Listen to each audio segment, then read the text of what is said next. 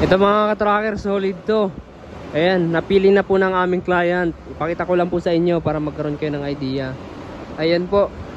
Ito pong unit na to, ang history nito matagal na dun sa gilid ng yard, dun sa kabila, sa yarda. Hindi lang po napapansin, pero ito pala ay magandang unit dahil mechanical engine po ito. Ayan, pakita ko po sa inyo, ikutan natin. Ayan, narrow cab lang po ito, makitid, 2 wipers lang. Pero solid pa mga ka-tracker, oh. Ayan. Tapos itong ano na to, Isuzu forward. Ang body niya po ay wing van, pero maliit lang po yung wing van niya, mababa. 6-wheeler po siya, 4x2, 6 studs, tapos nakamolye harap likod. Ayan po itong loob, oh, tingnan nyo. Ayan, ito po yung itsura ng loob. Ayan po. Ayan, di ba? Nandito pa yung mga linya ng aircon. Kompleto yung loob, yung mga accessories niya.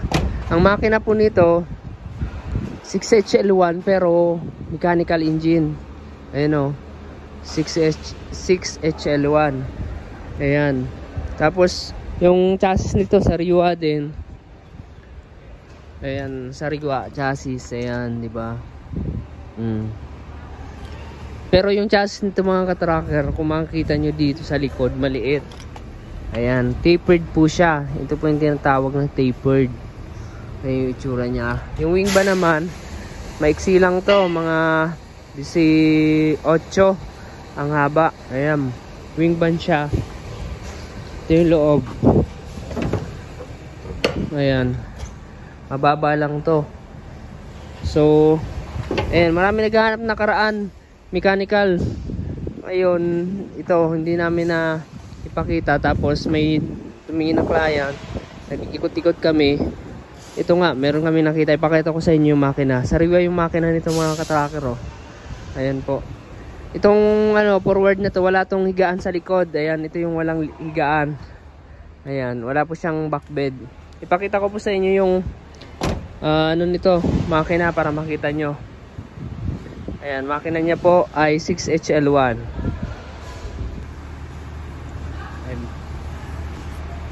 Ayan, ito po yung makina niya, oh. Oh. Mechanical po, naka inline injection pump. Ayan po yung itsura niya. Ayan, 6HL1-1. Meron siyang 180 PS at 2,800 RPM. Ayan, 132 kilowatts po siya. Meron po siyang ano, EGR. Tapos ayun, ayan, walang tagas. Sariwa yan, oh. Solid pa to. Chassis niya mga ka-tracker, oh, tingnan nyo. Ayan.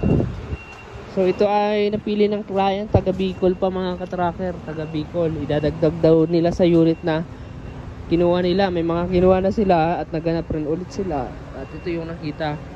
Ayan, sobrang natambak lang doon. Pero solid yan. Ayan, nalaglagan na ng mga dahon. Ayan, ipapare ko naman to as is complete.